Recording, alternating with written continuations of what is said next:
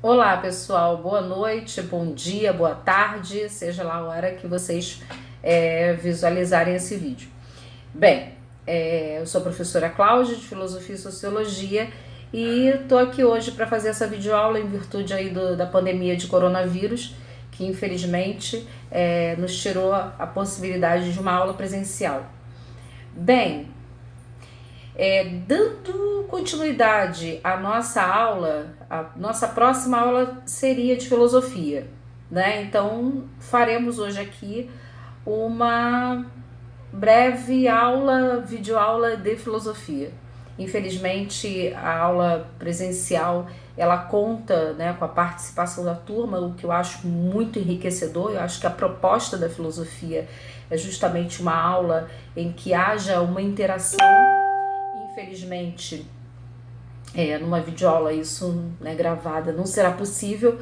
Podemos pensar a possibilidade de uma live, né, isso aí, ou então videochamada em grupo no WhatsApp, também é uma opção. Bem, gente, então eu pensei em fazer uma revisão e fazer uma breve introdução de Sócrates, né, porque na verdade Sócrates seria o nosso tema para a próxima aula. Fazendo uma revisão do que nós vimos a passagem, a transição, né, do nascimento da filosofia e a transição da cosmogonia para a cosmologia. A cosmologia ela vai aparecer com Tales de Mileto, que segundo Aristóteles, né, de acordo com a teoria ocidentalista, que considera a Grécia o berço da filosofia, e de acordo com Aristóteles, que considera Tales de Mileto o primeiro filósofo, a cosmologia ela vai aparecer com Tales de Mileto ao inaugurar o pensamento lógico e racional, partindo da observação da empiria, da experiência e dos fenômenos, na verdade, elementos da natureza, melhor dizendo, né? Que no caso de Tales é a água.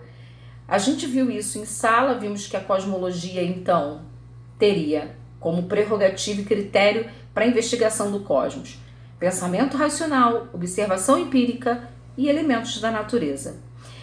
Isso marca um novo período porque antes, na cosmogonia, e gonia vem da palavra gênesis, né, e significa origem, na cosmogonia a explicação para o cosmos era baseada em narrativas míticas, no nascimento dos deuses, na teogonia. E eu não falei mística, tá? Eu falei mítica mesmo porque eram mitos. A explicação do cosmos se dava através dos mitos, né, do nascimento dos deuses. Já com Tales de Mileto isso vai se modificar porque ele vai instaurar aí como arqué, princípio originário de todas as coisas, a água.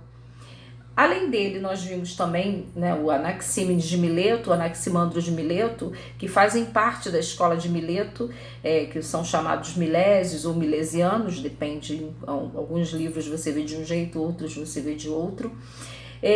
Vimos também a discussão entre Heráclito e Parmênides. Aí já marcando um período que a gente não vai chamar exatamente cosmologia, porque ela já inaugura uma ontologia, ou seja, um estudo do ser enquanto ser, né? A gente vai ver que a ontologia de Sócrates é um pouco diferente. A ontologia com Heráclito e Parmênides, ela é o estudo do ser no sentido da questão do movimento e da mudança. Que para Heráclito tudo está em devir, né? Panta rei, tudo flui, e segundo a tese dele, ninguém toma banho duas vezes no mesmo rio, e enquanto para Parmênides, da escola eleática, né? Parmênides da cidade de Eleia, defende a tese da imobilidade, ou seja, o movimento e a mudança são ilógicos, né? Movimentar é mudar, e mudar é deixar de existir. E logo deixar de existir, deixar de ser, né? Mudar é deixar de ser, é deixar de existir, porque ser e existir no grego, o verbo toinai tem o mesmo sentido, tá? Por isso que quando a gente fala o ser na filosofia, na verdade é um ser que abarca todas as coisas, né? É um ser de existência, né? De tudo o que existe. A gente não fala ser só ser humano, né? Ser é tudo que existe. Até o farelinho da borracha do seu apagador existe. Então é um ser. tudo são seres, né? Então seria nesse sentido. E deixar de ser é inconcebível, é deixar de existir. Por isso que Parmênides não vai aceitar essa questão do movimento, porque movimento implica mudança, mudança implica deixar de ser, e deixar de ser implica deixar de existir. Bem, com Sócrates, a gente também estará num período ontológico, mas esse período ontológico, ele é marcado por um ontos, por um ser, mas é um ser político, é um ser cidadão, um ser inserido na polis, em que as discussões políticas que se realizam, né, entre os cidadãos vão se tornar muito mais evidentes. As questões éticas com Sócrates, na verdade questões morais, né, vão se tornar muito mais, vão se tornar evidentes. Sócrates aí é considerado um divisor de águas por conta disso, né? Ele não é só o ser enquanto ser, mas é um ser político, um ser cidadão. Lembrando que cidadão, para os gregos, né, no conceito de democracia grega, cidadão não é todo mundo, né? Mulheres não são considerados cidadãos, mulheres, estrangeiros, os metecos, e homens abaixo de 18 anos, e os escravos também. Então, para ser considerado um cidadão na Grécia, você tem que ser homem, tem que ter mais de 18 anos, né, e ser nascido, né, na Grécia, e não ser escravo. Então, nós temos aí com Sócrates uma preocupação, na verdade, moral. Sócrates, como nós vimos, ele inicia o período socrático, né?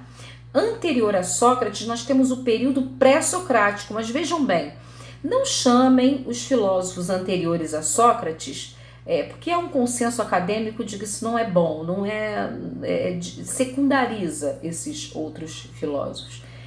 Não chamem esses filósofos de pré-socráticos. Pré-socrático é o período. Os filósofos que antecederam Sócrates, eles podem ser chamados de fisiologoi, esse oi aí, terminação oi do masculino plural grego, significa os fisiólogos, né? Ou pensadores originários, tá? Então vamos combinar que período pré-socrático é o período, não os filósofos. Os filósofos são filósofos originários, os filósofos da physis, né, que pensavam a natureza e o princípio originário do cosmos. Com Sócrates, então, a gente entra no período socrático, que se corresponde ao período clássico da Grécia, né? O período clássico da Grécia que vai anteceder o período helenista que nós vamos ver depois. Sócrates foi mestre de Platão, né? E foi contemporâneo dos sofistas. Lembrando que, me ocorreu aqui, antes que eu esqueça, Sócrates foi condenado, né, a tomar cicuta, foi condenado pelo Estado ateniense por conjurar contra os deuses e corromper os jovens. Então, ele foi condenado à morte, foi condenado a tomar cicuta. Essa decisão foi uma decisão democrática. Isso vai impactar no pensamento de Platão e de Aristóteles. Nós vamos ver mais tarde com Platão que ele vai dividir no livro A República as almas em alma de ouro, prata e bronze. E isso tem a ver com o pensamento dele de defesa da aristocracia. Platão e Aristóteles serão muito mais favoráveis à aristocracia, não à democracia. Em decorrência, segundo estudiosos, né, por conta disso. Então veja bem, nós temos um Sócrates que é um filósofo, não é um sofista, e aí é importante vocês entenderem a diferença etimológica da palavra, né? Filósofo e sofista. Filósofo, como nós vimos na nossa primeira aula, significa amigo do conhecimento. E sofos, né, dos sofistas, é sábio. Tem uma grande diferença aí. Se eu sou amiga do conhecimento, se eu sou uma filósofa, eu sou aquela que está buscando conhecimento. Mas a partir do momento que eu alcanço esse conhecimento, eu me torno sábia, não é? E ao me tornar sábia, eu deixo de ser filósofa. Filósofo é justamente aquele que está sempre buscando o conhecimento. Tá bom? Algumas diferenças marcam, né, as características entre filósofos e sofistas. Sócrates não cobrava para ensinar, ele trabalhava basicamente na oralidade, né? Já os sofistas, eles se preocupavam com a arte de bem falar. Daí vem a palavra sofisticado. É um discurso, né? O discurso sofisticado, é a retórica. O método dialético, o método discursivo dos sofistas era a retórica. Já o método discursivo dos filósofos era a dialética. E dialética socrática, nós vamos ver que ao longo do tempo existem diferenças no conceito de dialética. Mas a dialética socrática, ela representa embate de ideias, né? E a dialética do Sócrates, ela tem algumas características que são a ironia e a maiêutica, né? Na verdade, a ironia é quando Sócrates indaga, né? Quando ele, primeiro momento, ele indaga uma pessoa e depois ele lança a mão da ironia, e fazendo a pessoa, né, pensar. O maiêutica é uma das características da dialética socrática que faz com que Sócrates dê a luz ao conhecimento. Ele vem do significado da palavra de dar a luz, né? Maiêutica é de dar a luz. É quando Sócrates coloca justamente uma questão que faz a pessoa pensar, né? Então, a dialética é diferente da retórica. Na dialética há justamente isso que é caro à filosofia, que é essa interação, a interação com o outro. Na retórica, não. Na retórica, só um fala. É a arte de bem falar. Porque parte-se do princípio, na retórica, de que um detém um conhecimento e o outro não. Já na dialética, não. Na dialética existe essa interação necessariamente. Contemporâneo a Sócrates, né? Sócrates ele fez uma associação muito grande entre o logos e o ser, né? A existência está relacionada à razão. Ele associa, ele faz essa associação. Baseado na inscrição do Pórtico de Delfos, conhece-te a ti mesmo, Sócrates vai entender que o conhecimento ele deriva de uma autonomia do pensamento, né? Uma autonomia racional. Só que essa autonomia ela se desvincula do que vocês estejam pensando no sentido de um relativismo ético. Sócrates era muito crítico ao relativismo ético dos sofistas. Nós vamos ver que dos dois maiores sofistas, que foi Gorgias de Leontinos e Protágoras de Abdera, eles, na verdade, um era cético e o outro era considerado relativista. Há uma confluência aí entre um e outro, né? Nós vamos observar a tese de cada um deles posteriormente, vocês verão isso, poderão observar isso, mas Sócrates era muito crítico a isso, né? Sócrates era crítico a esse relativismo moral. O Nietzsche vai dizer que o Sócrates é o primeiro grande moralista da história. Bem, gente, são muitos detalhes que nós poderemos ver sobre Sócrates e os sofistas. Eu aconselho vocês a observarem alguma coisa no YouTube ou na própria internet, em sites confiáveis, claro, obviamente, sobre essa diferença entre Sócrates e os sofistas, para que vocês possam estar trazendo na próxima aula para nós tirarmos qualquer dúvida.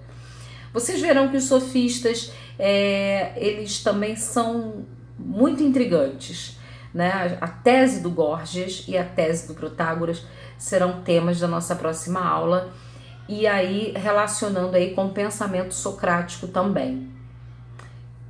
Em breve, espero que a gente possa se ver, e caso isso não aconteça, vou gravar depois mais um vídeo, e aí com de repente mais detalhes e mais tempo para a gente poder trocar ideia de repente numa live, né? Acho que seria interessante, melhor do que vídeo, que só um fala, né? Que aí é fazer retórica. Então, até breve, cuidem-se, fiquem em casa. Um beijo a todos.